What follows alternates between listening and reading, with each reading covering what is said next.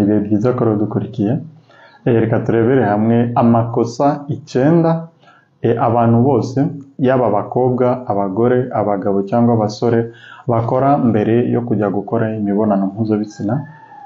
Ibi ngibi tubibona ku bantu benshi cyane cyane abagore, ariko turaza kubona ko no ku bagabo bikunze kuba, ugasanga bakoze amakosa abatera ibibazo nyuma yo gukora imibonano mpuzabitsina. Ibibazo ugasanga byabagiraho ingaruka mu buzima.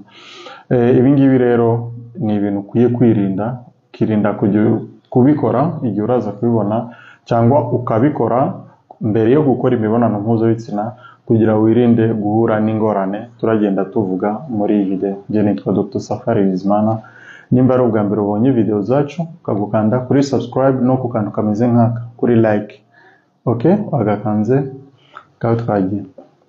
Icyambere dukwiye kumenya, abantu ikosa abantu bose bahuriraho ni ukogosha imisatsi yo hasi yose agaharura cyane cyane igihe afite rendez-vous yo kujya kuryamana n'umuntu runaka, cyangwa agiye kuryamana n'umugabo we cyangwa fiancé n'ibindi byose.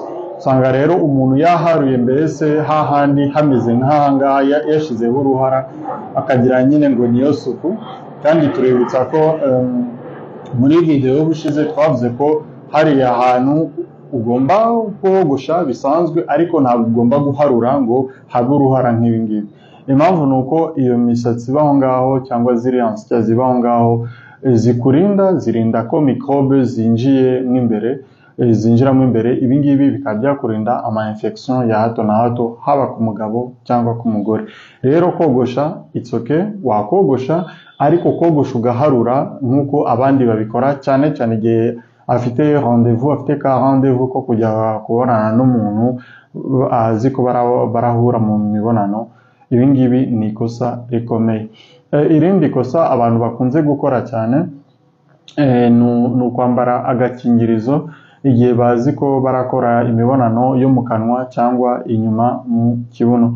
Aba bantu rero bakora imibonano bene iyi ngiyi benshi tuzi ko hari abagore n'abagabo bakora cyane cyane yo mu kanwa, ariko hari n'abagore n'abagabo twigeze kumva baza kutwandikira bavuga ko hari igihe bigeraho bakora iyo mibonano yo mu kibuno. So iyo wakoze iyo mibonano yo mu kanwa ntabwo ari ngombwa kwambara agakingirizo, kuko nta mpamvu yo kwambara agakingirizo.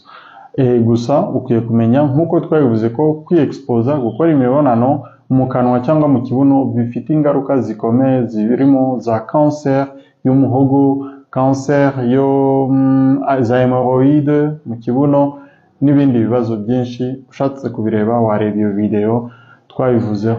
Ikindi dukwiye kumenya, ikosa abantu benshi bahuriyeho cyane ahangaha iri rya gatatu noneho, ni abantu banga kwambara agakingirizo, akavuga ngo ntago ndambara agakingirizo ahubwo ndanywa ikinini tumaze gukora imibonano. Ibi ngibi turakwibutsa ko agakingirizo usibye ko gashobora kukurinda kurwara indwara zandurira mu mibonano, usibye ko gashobora kukurinda gutwita cyangwa gutera inda. Ibi ngibi turakwibutsa ko agakingirizo ushobora kukambara nabi kagaturika, kagacikiramo, kakanyerera, ayo masoro akaba yasohoka cyangwa ukaba wakwiyanduza.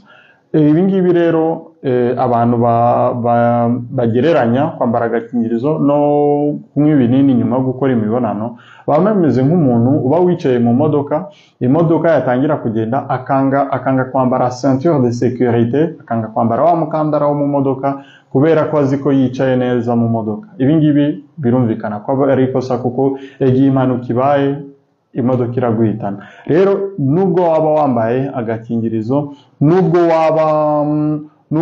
waba wirinze gute, ntabwo bikubuza kuba wafata icyo kinini. Icyo ni icyambere. Ariko kuba wafata ikinini ntabwo biguha assurance cyangwa icyizere 100% ko utaza gusama. Impamvu twavuze ko ikinini igihe wagifashe ovulation yamaze kuba, n'ubundi urasama, ntacyo uburamira. Ikindi dukwiye kumenya ahangaha rero, abantu ikosa bahuriyeho cyane ni ibintu bya toilette, aho bavuga ngo ama infection yandurira muri toilette. Mu by'ukuri muri teori, iyo uvuze muri teori, infection zishobora kwandurira muri toilette igihe umukobwa agiye kwituma muri toilette zanduye, igihe ari kwituma cyangwa ari kwihagarika, iyo myanda irimo ishobora kumutarukiraho. Ariko mu by'ukuri mu buryo buri pratique biragoye cyane ko umukobwa yakwandura infection zo imitezi n'izindi infection mu mibonano z'imibonano mpuzabitsina azikuye muri toilette. Impamvu nuko umukobwa wese cyangwa umugore wese igihe agiye kwituma muri toilette atamenyereye aba agomba guhanagura hariya kuri iriya cuvette, kuri iriya toilette, cyane cyane ziriya toilette baba bicayeho bituma bicaye. Iyo umaze guhanagura rero biba byabaye, nta zindi microbe zishobora kwinjira ngo zizamuke mu myanya yawe y'ibanga cyangwa mu myanya y'inkari, mu miyoboro y'inkari ngo zigutera infection. Ibyo muri pratique ntago bishoboka.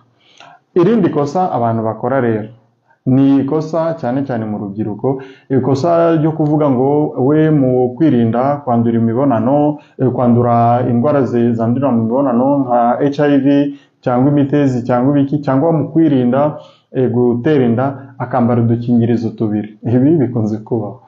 So ibi ngibi ni ikosa, kuko kwambara udukingirizo tubiri usibye kuba uri kwigora, usibye kuba uri kwijena, usibye kuba uri kwibangamira, ariko utwo dukingirizo tubiri uba wambaye uba umeze nk'umuntu ugiye kuri moto akambara kasike ebyiri kugira ngo yirinde impanuka ataza gukomereka. Ibyo ngibyo ntacyo biba bikumariye mu by'ukuri. Kwambara agakingirizo kamwe karahagije iyo kagukwiye, iyo wakambaye neza, iyo nta bindi bibazo kaza kugutera.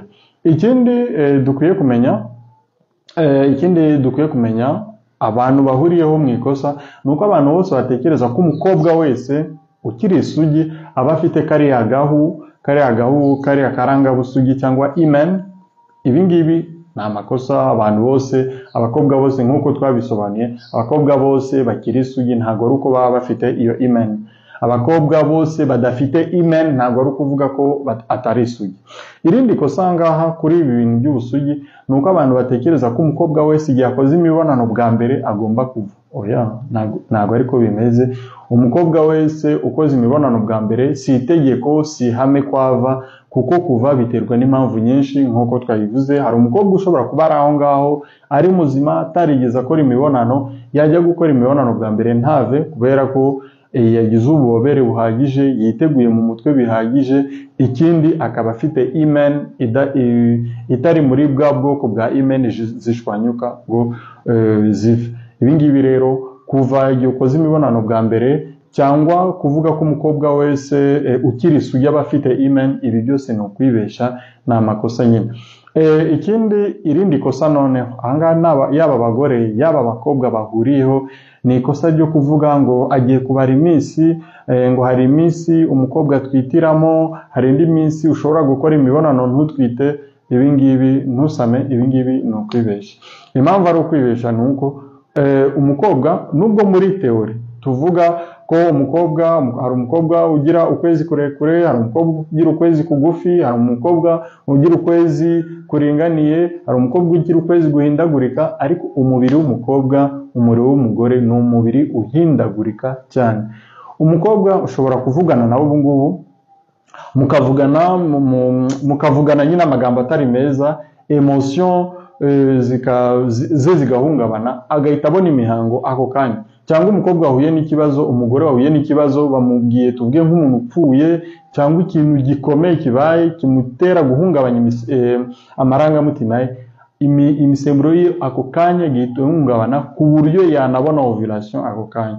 Ibi ngibi rero dukwiye kumenya ko ibyo kuvuga ngo ni ryari umuntu yasama, ni ryari umuntu atasama, ibi ngibi akenshi tuba turi kwibesha, tuba turi muri teori, ariko muri pratique ntabwo ari byo, naho bihuriye. Irindi kosa abantu bakora cyane ni bya bindi byo kuvuga ngo arakora imibonano, yakumva yenda kurangiza agasohorera hanze kugira adatera inda. Ibi ni ikosa, nta naho bikora, kuko mu bushakashatsi byagaragaye ko atari byo. Ibindi abakobwa bakora by'ikosa ni ukoza mu gitsina igihe amaze gukora imibonano ngo kugira yirinde gusama. Ibi nabyo